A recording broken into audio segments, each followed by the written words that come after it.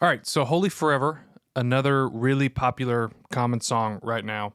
Um, Super fun song to play. We're going to be doing it in the key of C.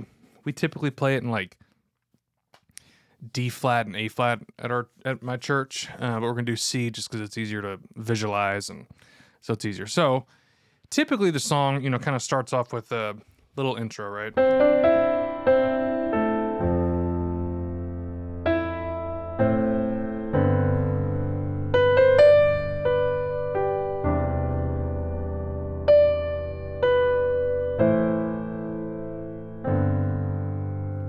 So a few things you can do. You can do if you're doing like a mega big intro, which is one way of doing it.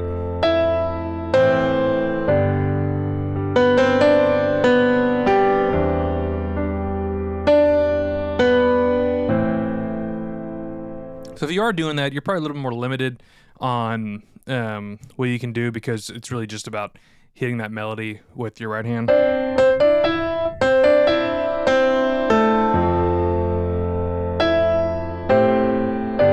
But one big thing that I like to do if we're doing this big intro,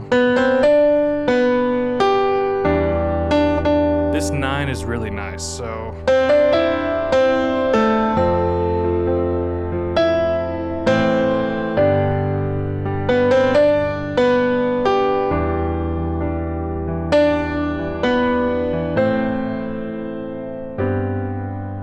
but if you're doing it kind of a down intro, which is what we typically do, at least in my church. So if you are doing the down intro, you can do like a cuter, prettier way to kind of voice some of these chords. So just think real soft. Like that major 7.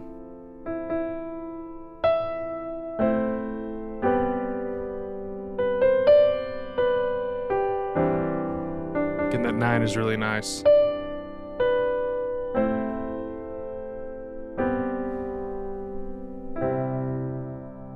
Again.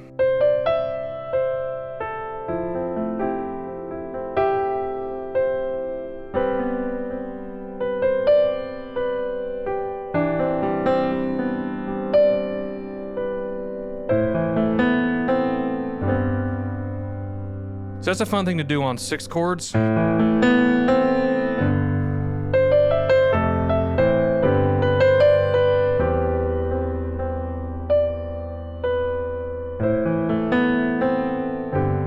It's just a nice.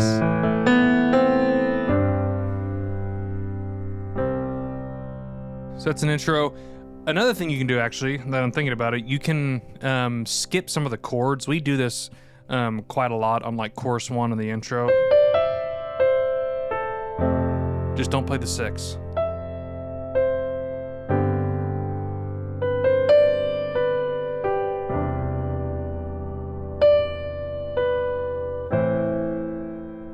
So that kind of saves that 6 minor for the bigger sections of the song, just gives it a little bit more movement. And so now, verse, right? So now you can kind of do the open 5th thing that we did on Goodness of God. This thing, the open 5th, open 4th thing works all the time.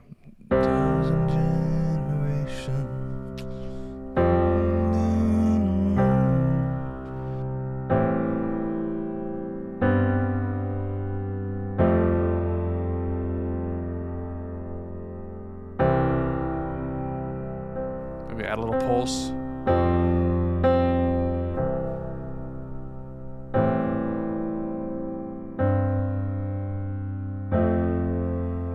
So the open 4th and the open 5th thing, I said it in Goodness of God, I'm saying it here. It works almost all the time. It's just a great open way of playing either really down sections or really big sections. There's just something about it that just works. And there's something about it that works is you're just droning the 1 and the 5, which works on every single chord. That just works on everything. And so that's always a great go-to if you're not entirely sure what to play, or if you're learning a song in the moment, which sometimes happens. So that's one way to play it. You can also kind of do it the cuter, kind of light way, which is just playing it up here.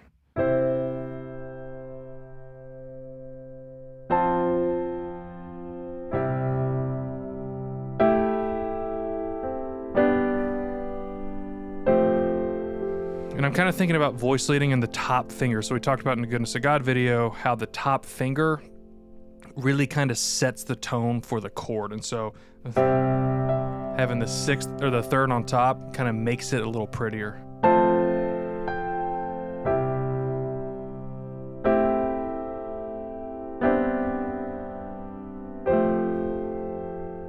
And so the way I'm thinking about it is pretty to pretty, and then I want to get a little more homey.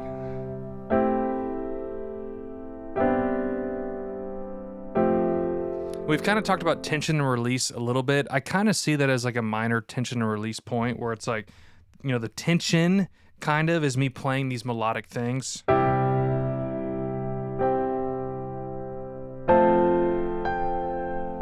I'm kind of releasing.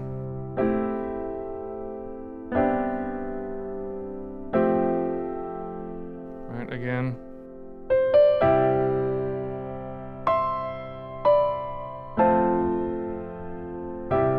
And then just kind of open.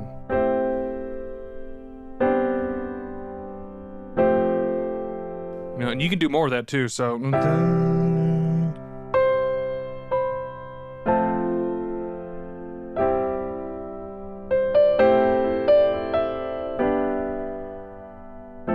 I'll do that sometimes.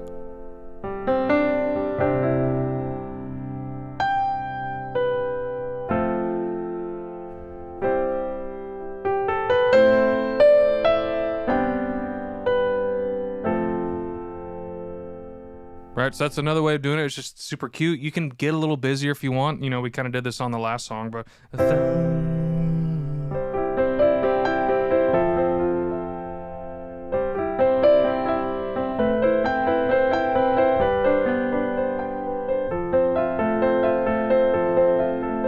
a good rhythm.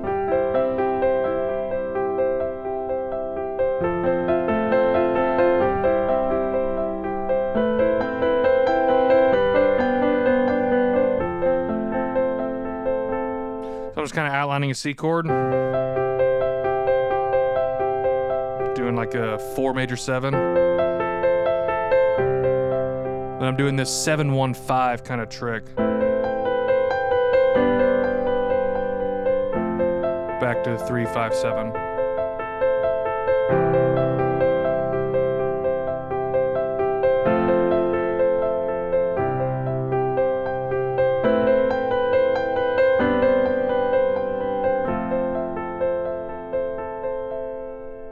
So that's a few different ways to, you know, just approach that verse. You can kind of, you know, do this if you wanted to.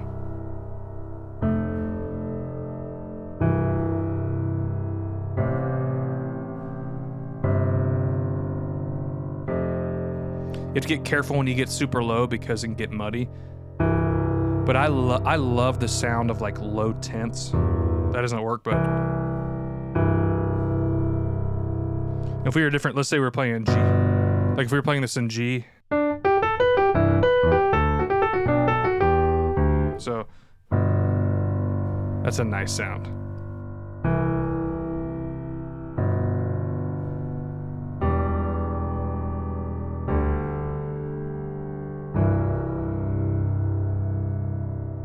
So sometimes when you think about playing low, you think about it being meaty, but you can approach the low register in a soft way.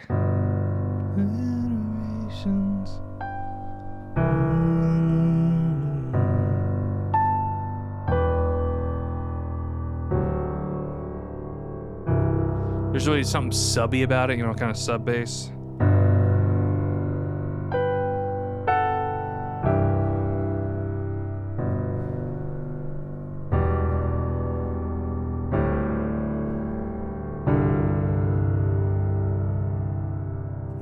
You know, so that's a few different ways to play the verse. So once we get into the pre-chorus, you know, it depends on how, you know, you're as a band, you're playing the song and just the overall structure and form and energy. But if you're doing a down pre, which is typically how the first pre is done, you can go back to the Nanu type of thing. So you can go, so we're back in the key of C.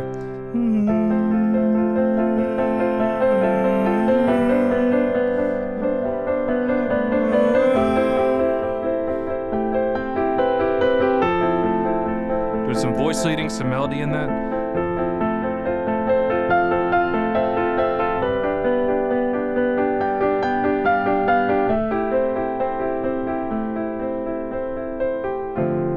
And so again, with the Nanu stuff, not all the time, but sometimes you want to think about being melodic. So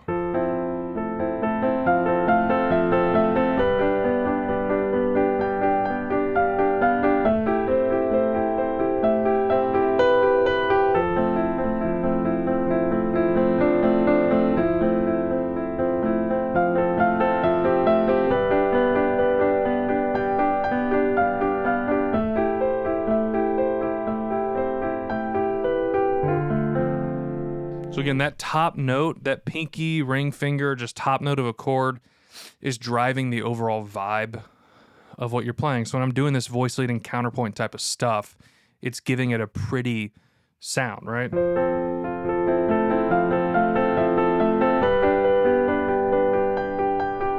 Right.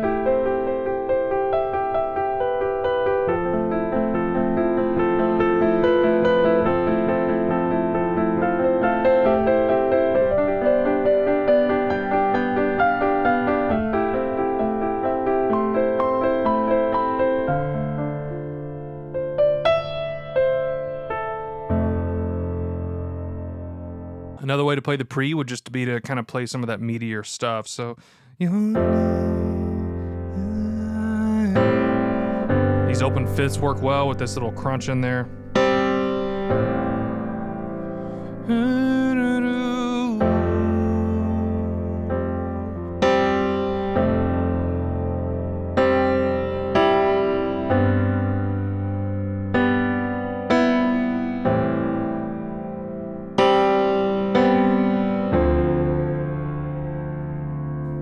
It's another way to play. That could work for a down pre. That could work for a building pre or a big pre. You can also kind of spread it out if you want. You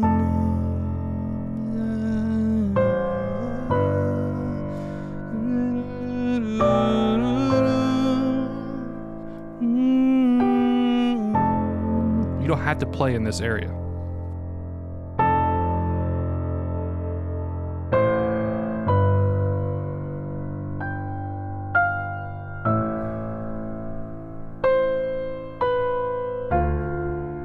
And this really works if you have an EG playing somewhere in there. You have acoustic too that's probably going to be playing in that area. And so you don't always have to take up every single aspect of the keyboard. So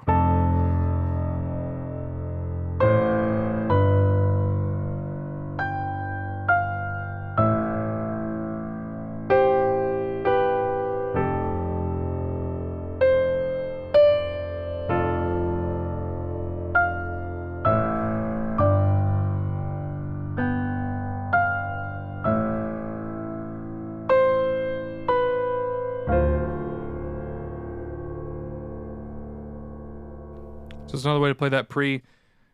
You can do a lot of different things, especially depending on how the dynamics and the energy of the song is. So, let's take some of the examples that we just did with the pre's and then talk about how getting into the chorus and playing that chorus can work. And so, if you're doing like the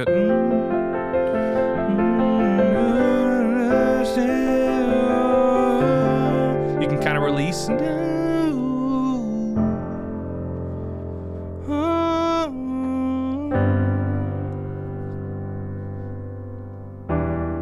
It's kind of nice to contrast the pre with something like that.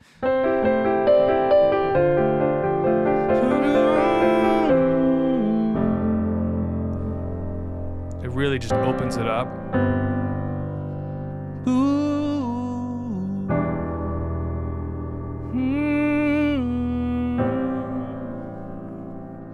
You can't. Let's flip that contrast around. What if we play this?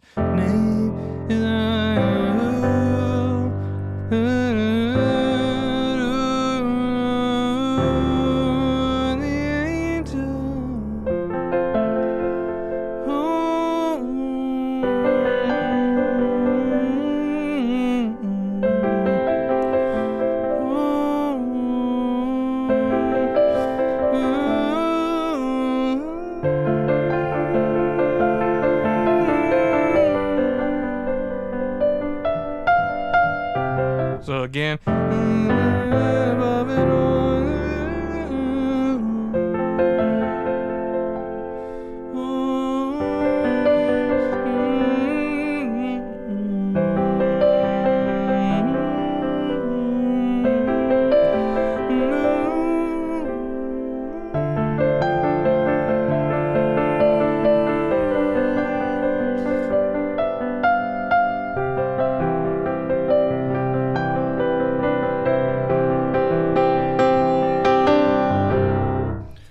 Right, so contrast is a great way to approach different sections of a song. So if I'm treating the pre with like this floaty, cute kind of nanu thing, then for the chorus, I might want to get away from that and really juxtapose a more open type of playing for the section after it.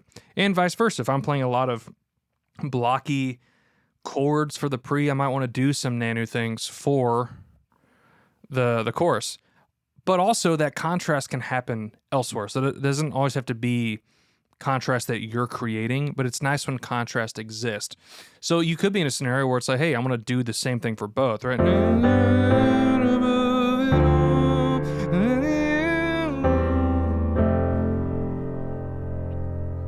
And maybe the electric is doing...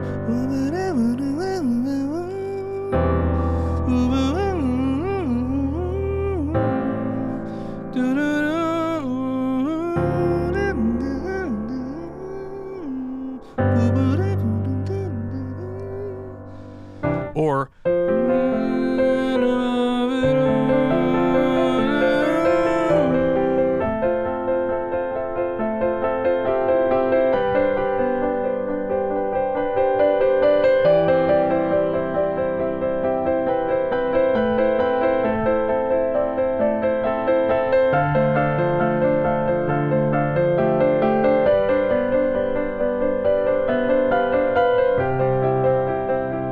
and you can maybe create that contrast and just the rhythmic approach to those nanus. So like the pre-choruses. Then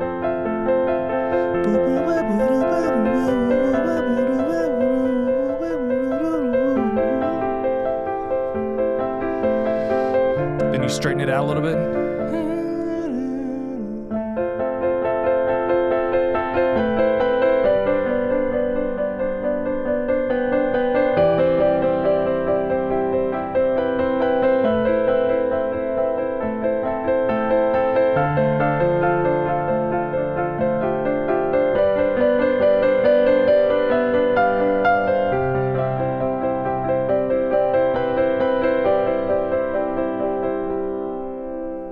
Right, so that's different ways to do it. While we're on the chorus, when you're playing the chorus big, there's a few things that you can do. You can kind of do it the blocky, meaty way that we've been, done like goodness of God.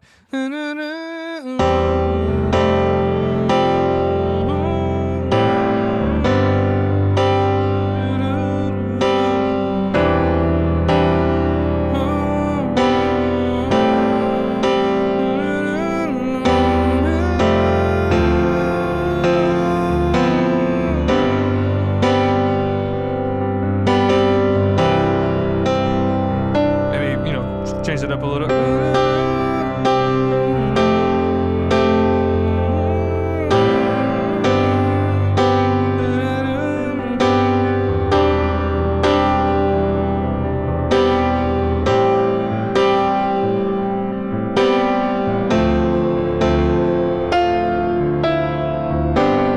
So you can do that. What I like to do in this one, and you have to be careful how often you do this type of stuff. This song tends to really lend itself well to melody doubling. And so you don't want to be that piano player that's doubling the melody all the time, but it can be wielded in a really tasteful way. This song seems to really lend itself to that well. So what I'll do a lot is like on the big choruses.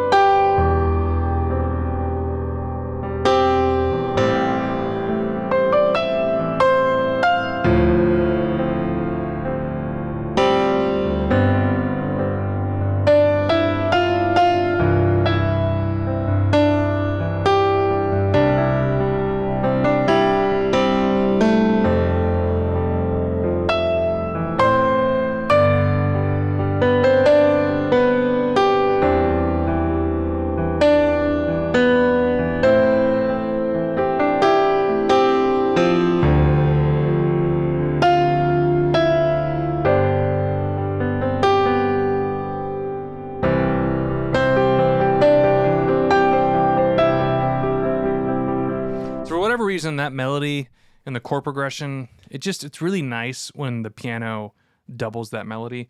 Again, you want to be tasteful with how you do this, and honestly, not everyone loves piano doubling things because piano can quickly become really bright, and it becomes like a statement that you're making when you're doubling things. But if done tastefully and used tastefully, it's really nice. It's really cool.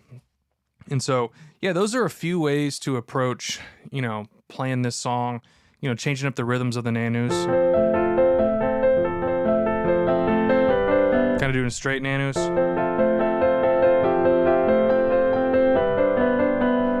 Kind of getting this. You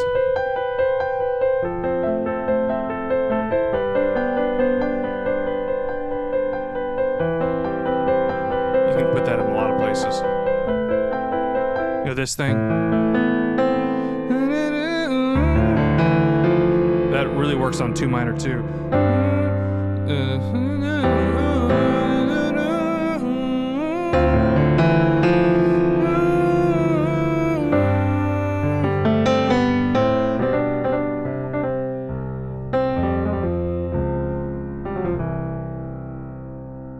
So yeah, those are a few different ways to approach that song. It's a really fun song to play. There's a reason why that song is pretty popular right now. Just a lot of fun little nuggets in there that you can do. So yeah, open voicings, nanus, little arpeggio types of rhythms, keeping things open, playing the melody. There's a lot of cool things that you can do to keep the song fun. So that's Holy Forever. On to the next video.